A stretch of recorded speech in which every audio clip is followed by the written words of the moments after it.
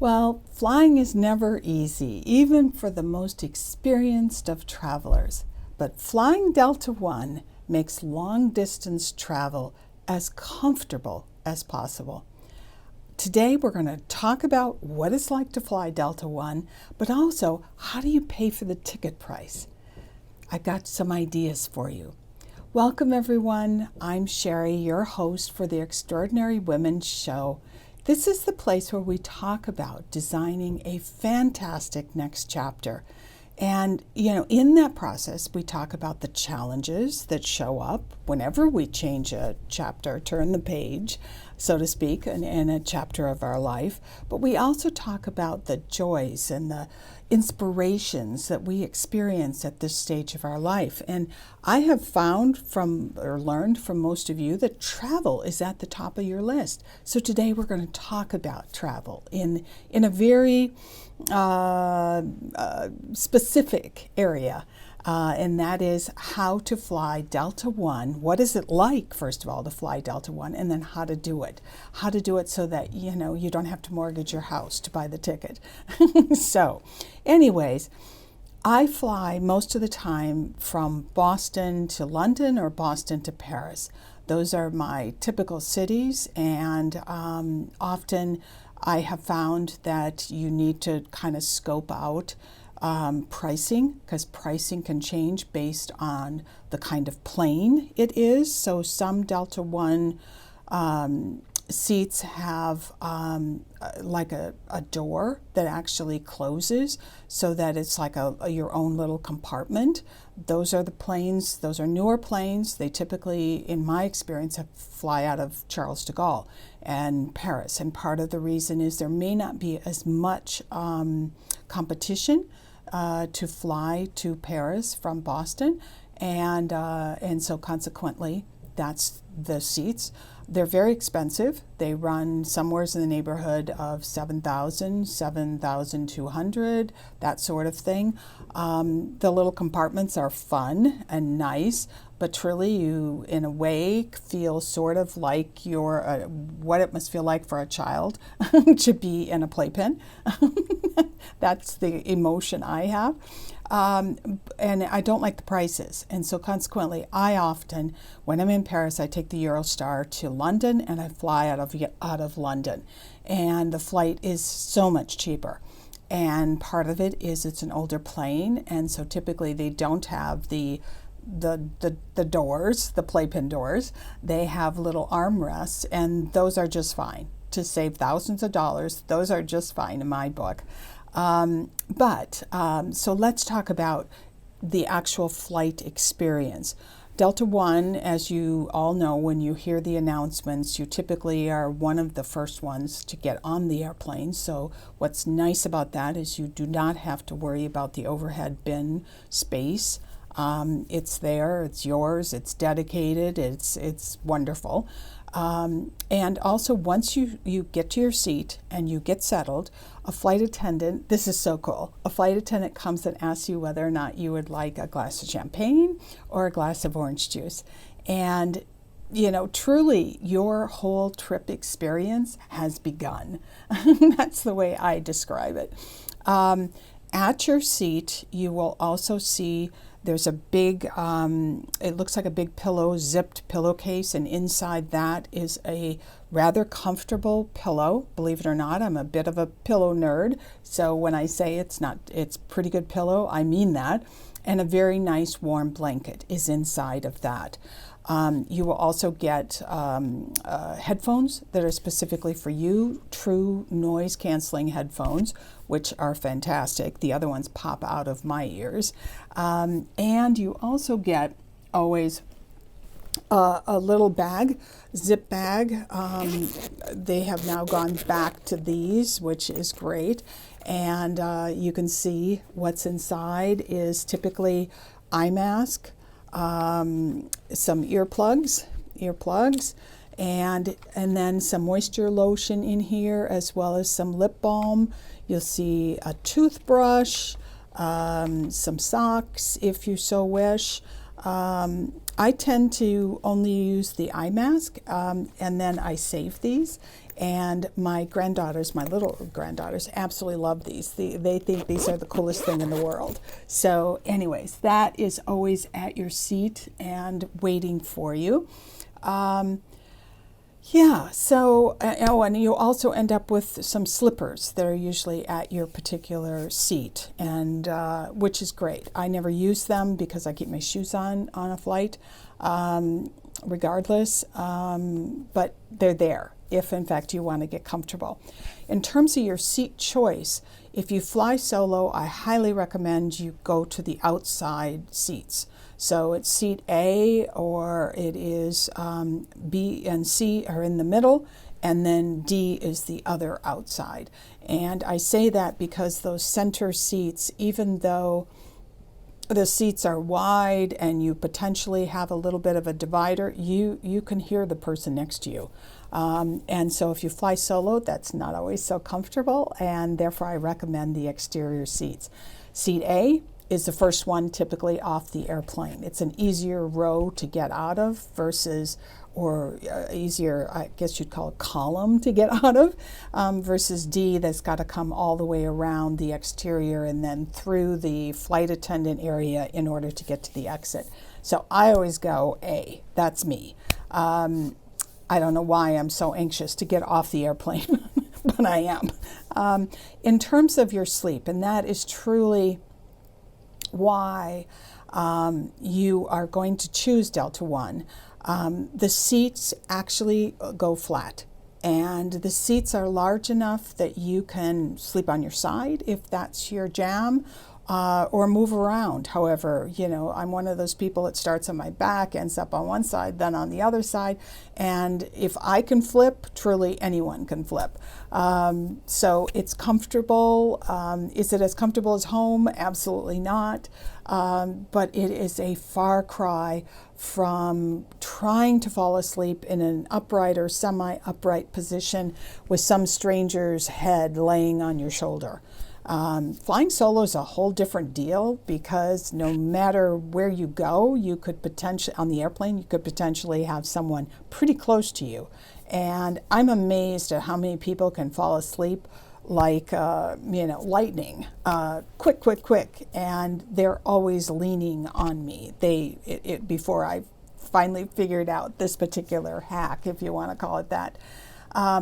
So anyways, pay attention to that, because that to me is the whole benefit of Delta One, is that I don't have anyone laying on me, leaning on me, breathing on me, coughing on me, all of the above, and I can lay flat. The food is also significantly better than further back in the airplane. You can choose your meal. You get an email from, in this case, Delta, usually about a week before the flight, and there are always options: beef, chicken, fish, vegetarian, whatever it might be that is your jam. If in fact you don't choose, you will choose once you're on the airplane. It's always nice to choose in advance, because there's always a couple of special meals that are only an option for people who pre-choose. So you'll see salmon sometimes, some sort of special vegetarian meal. So that's another reason to actually pre-choose your meal. Now, I fly out of Boston, excuse me, so I'm on the east coast of the US, which means I've got 6 hours to London or 7 hours to Paris. Many of you are in further distances, I should say, from Europe, and so consequently this won't apply to you. But if you are on the East Coast, the flight attendant will ask you whether or not you want your entire meal at once so that you have time to fall asleep, or if you want it stretched out, which is what they usually do. They usually come through with warm nuts and drinks, and then they come through with with your first course, if you want to call it that, as well as a soup option. And then your main course comes through, and then dessert comes through, believe it or not. But anyways, if you have a shorter distance, shorter flight, they will ask you if you want it all at once, which is super important, because your goal is to try to switch to the time zone of your destination as quickly as possible. How do I do that? I actually take a melatonin gummy. It's the only thing that has helped me to relax enough, to sleep enough, to get quiet enough that I can sleep, so I am not totally decimated by the time I arrive at my destination. Because, it might be, in terms of the distance from where you left, it might only be 2 o'clock in the morning, whereas it's 8 o'clock in the morning to your destination. And so the more you can relax and sleep, the better you'll be able to adjust once you get to your location. What else? I talked about the seats themselves. I talked about the flight differences. I talked about choosing a seat on a window if you're by yourself. Oh, they will also ask you, the flight attendant will ask you whether or not you want to be woken up an hour before landing to have a light breakfast. I have found the tea much better than the coffee, espresso, and I just learned this recently that our taste buds actually change when we're in a pressurized compartment. Or maybe it changes just based on altitude. I have no idea, but it changes. And there is not an airplane out there, I don't care who you fly, that makes good espresso. So I switched to tea, and at least when I'm going that direction, or I'm on a long flight. But you can choose to have breakfast. It's usually something very light, because it's served in and out pretty fast, and then you've got a half an hour as they start to descend. So anyways, switching gears. That was food, that was sleep, that was where to find your seats. What are the benefits of flying Delta One? There are so many. But how do I do it? How do I afford it? And this is my hack, and that is a Wells Fargo credit card. I have done this for years. I figured it out when I started, when I first bought my place in Paris, or I should say when I first started going to Paris before I ever bought my apartment. And I put everything on my Wells Fargo credit card. Everything. I mean, if I had to buy a car recently and I put the deposit on my credit card, unfortunately, you can't buy a car with a credit card anymore. But I would have loved that because I would have gotten a whole lot of points. So why I like the Wells Fargo credit card specifically is their rewards program is fantastic. And the rewards program, I only use it for travel or for airlines. It is as though you are on, in this case, the Delta website. You can choose the flight, you can choose the seat, as though you were on Delta's website. And then at the very end, it asks you whether or not, or how you want to pay. Do you want to pay all of it on your credit card, or do you want to pay a portion of it and use rewards for the other portion? In terms of how you get rewards, it all depends on, obviously what you're charging on your credit card. Some things are, you get 5 points for every dollar you spend. Some points are 1-to-1. It just depends. But those points accumulate over time, and those points are the points that I use to basically pay a portion of my Delta One ticket.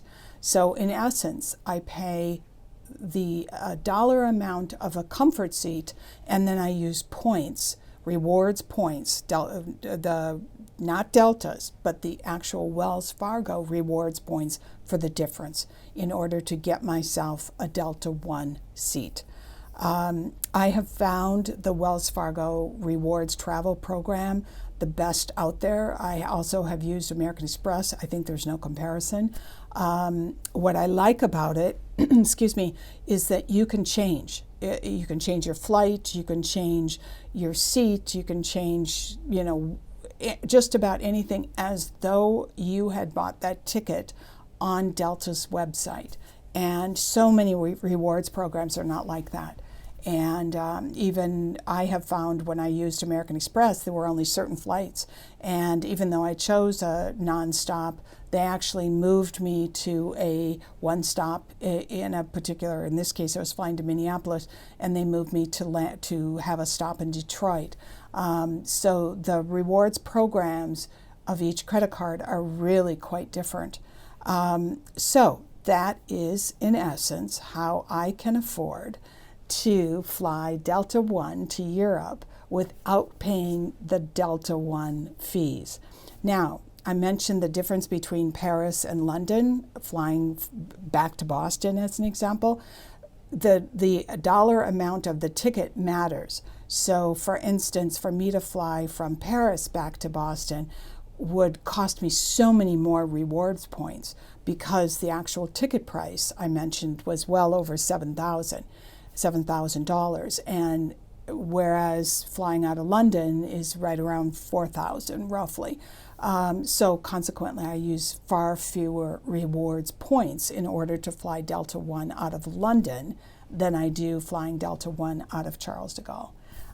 So pay attention to all of that. It matters. Yeah, so I fly solo all the time. And I have learned how to really make the trips wherever I'm going wonderful, from the point of getting on the airplane until, I return back to wherever home is. And I find being able to sleep, number one, and not having a stranger's head up against my shoulder for 5 hours, really important. It makes a big, big difference. The last thing I will mention, this is not related to Delta One, but it's related to flying, and that is wear a mask. I am shocked at how many people get on airplanes with no masks, and they are coughing, and they are sneezing, and they are blowing their noses. And all of that is going everywhere. Once you're up in the air, it's pretty good, but it's that whole transition time of boarding and unboarding that can be quite toxic, if we want to call it that. So I wear a mask, as crazy as it sounds, and as much as I hated masks during the COVID time period, I wear a mask on the airplane as much as possible in order to keep myself safe from all of the germs that are around me. So anyways, take that for whatever it's worth. Thank you everyone for joining me today. And if you like this video, it's a little different because it was very, very specific. But if you liked it, give me a thumbs up. That matters for YouTube. Subscribe if you haven't already. Hit that like button if you did like this video, even though it was so incredibly specific. And do comment and share, because I have found that we all learn from each other. We're all on this journey together. So do share. Share your tips, share your favorite airlines, share what you have learned in the process of traveling to make travel a fun experience from the moment you leave your house until the moment you return.